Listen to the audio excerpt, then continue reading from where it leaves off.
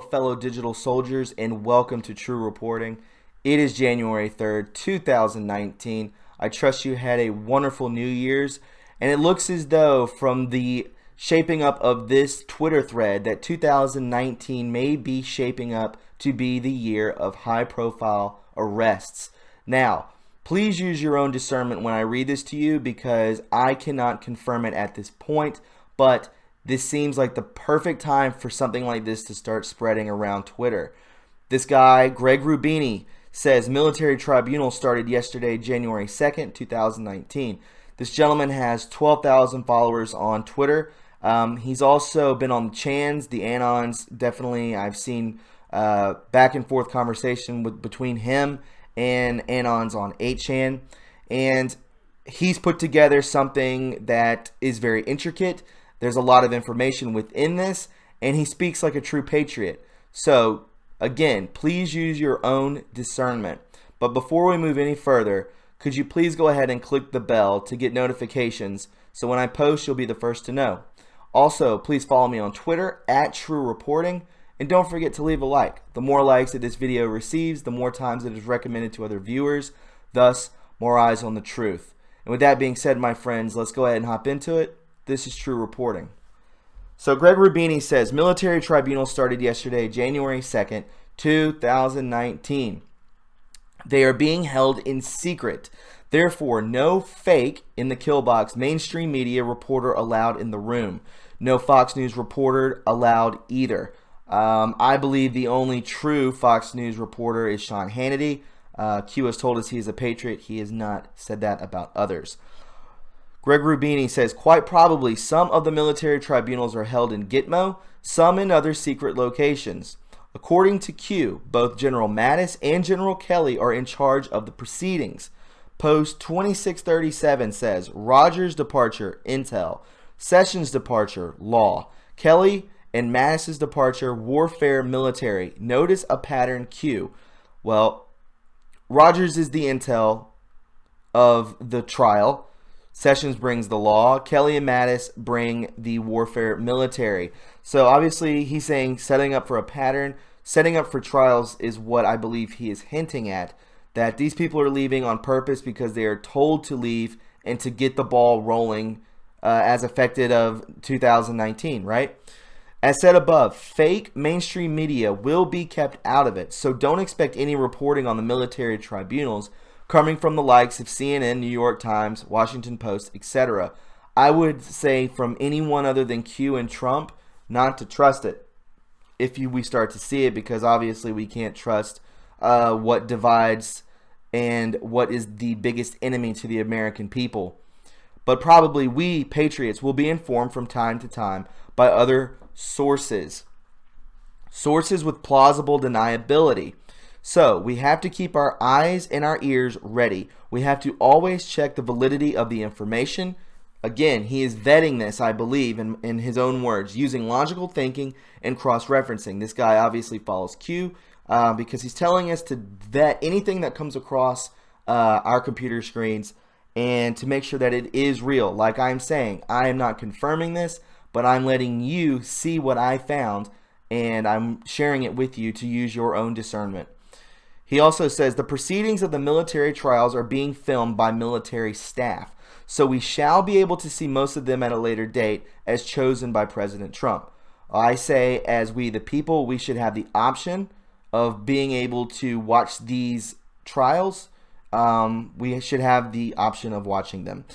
Number 9 says the executive order signed by President Trump concerning military tribunals has gone into effect 2 days ago on January 1st, 2019. This is the official source from the White House. Again, I mean, this is all lining up to be true in my opinion.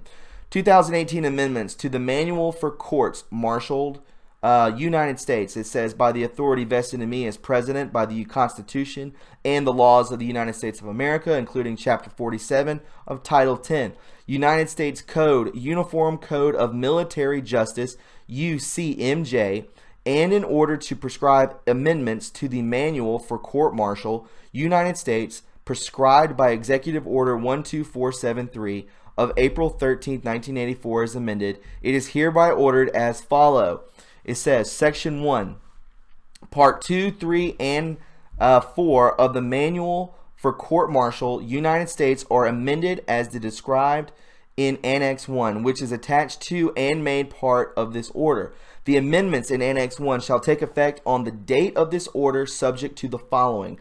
A. Nothing shall be construed to make punishable any act done or omitted prior to the date of this order that was not punishable when done or omitted.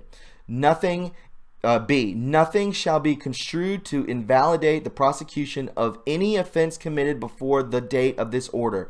The maximum punishment for any offense committed before the date of this order shall not exceed the maximum punishment in effect at the time of the commission of such offense.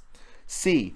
Nothing shall be construed to invalidate any non-judicial punishment, proceeding, restraint, investigation, referral of charges, trial in which arrangement occurred, or other action begun prior to the date of this order, and any such non-judicial punishment, proceedings, restraint, investigation, referral of charges, trial in which arrangement occurred, or other action shall proceed in the same manner and with the same effect as if in the amendments in Annex 1 had not been prescribed. Section 3 says, pursuant to the section of the Military Justice Act 2016, MJA, which stands for Military Justice Attorneys, Division E of the National Defense Authorization Act for the fiscal year of 2017, except as otherwise provided by the MGA, Military Justice Attorney, or this order, the MGA, Military Justice Attorneys, shall take effect on January 1st, 2019. So it's all lining up, guys, and you can go through and read that whole thing. I'm not going to continue with it because it would take too long.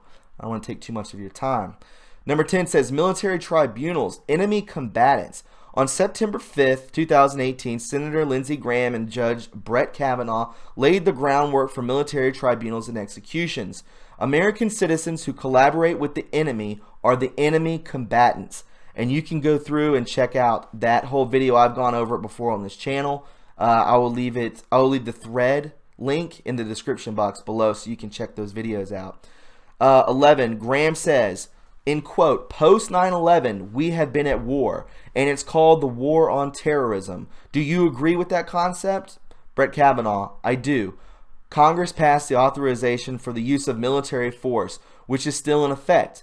That was passed on September 14, 2001, end quote. Graham says, let's talk about the law and the war. Is there a body of law called the law of armed conflict? Kavanaugh, there is such a body, Senator. Number 13, Graham says, American citizens who collaborate with the enemy are considered enemy combatants? Kavanaugh says they can be. They're often, sometimes criminally prosecuted, sometimes treated in the military. Again, lining up with what we are reading, correct? And that was during the Brett Kavanaugh Supreme Court confirmation hearing day 2, which we all remember that being extremely exciting. I'd say one of a very big day in history. Number 14 says, let's talk about can be. There is a Supreme Court decision that said that American citizens who collaborated with Nazi saboteurs were tried by the military. Is that correct? Kavanaugh responds, that is correct. 15, Graham. I think a couple of them who collaborated with the enemy were executed. Kavanaugh, yes. So basically, it continues on. It says, so what is the difference between military law and criminal law? Senator Lindsey Graham questions Brett Kavanaugh. Military law versus criminal law. And you can check that out. Number 16, remember, these contents of the Kavanaugh confirmation hearing are on record. They have a legal value. The hearing took place on September 5th, and now Brett Kavanaugh sits in the Supreme Court. We also have Gorsuch, and Ruth Bader Ginsburg is, I suggest, probably not alive, but we'll get a third Supreme Court nomination, and hopefully they will be placed in a seat, right? So that's what we can hope for, because I believe Roberts is his last name, is definitely a black hat or bought off.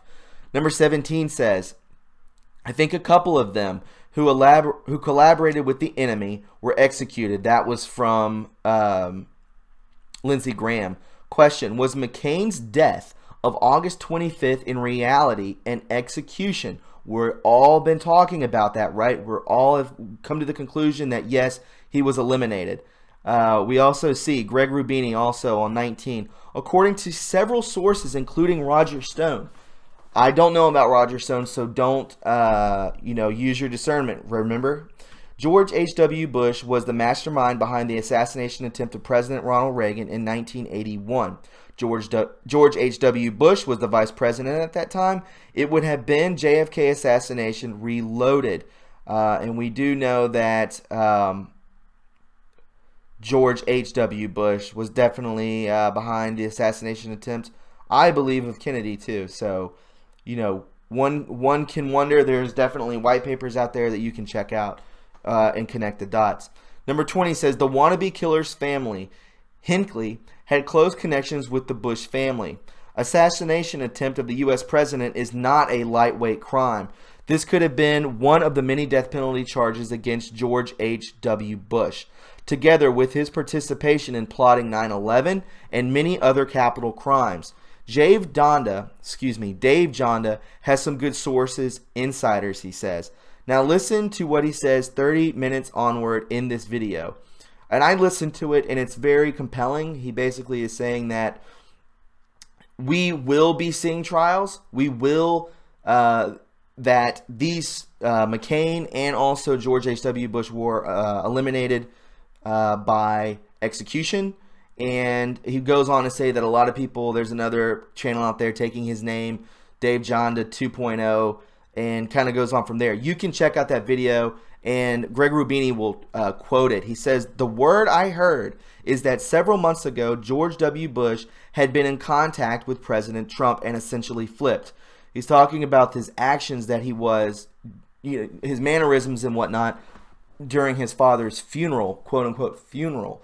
Holding down of the head, showing just the way that he reacted to Jeb and Laura Bush. He says, imagine the consequences of G.W. Bush flipping and all the devastating information he had been given to the Trump team concerning several deep state actors, Dick Cheney, Donald Rumsfeld, the Clintons, senators, and congressmen, about Jeb Bush and his own father, George H.W. Bush. Was the G.W. Bush flipping related to the strange events at the George H.W. Bush funeral? Read the envelopes. Absolutely, just their faces. We see here in the video, Dave Jonda talks about the envelopes affair of the George H.W. Bush funeral of December 5th. Mr. Jonda, I believe I'm pronouncing that right, says that his sources told him the day before, December 4th, to watch the funeral. Interesting. So the guy's getting pretty good intel because so much came from that. And that is the end of the thread. I want you to know that I said throughout all this to use your own discernment. I would definitely check out Dave Jonda and just see if the guy's legit. I don't watch him. I do follow SGT Report, and I find them to be reputable. But I wanted to share this with you. There is also another thread that I was going to follow up with. I may release that this evening, but I definitely wanted to share this with you. I find it to be...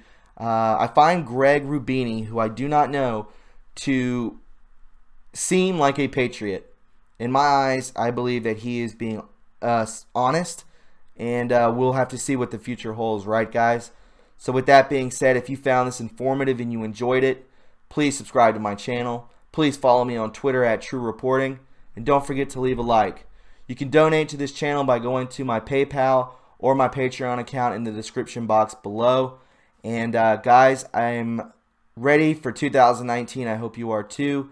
Let's get to it as digital soldiers. Where we go one, we go all. And I will talk to you soon. Be kind to one another and love one another. And have a great afternoon. Goodbye.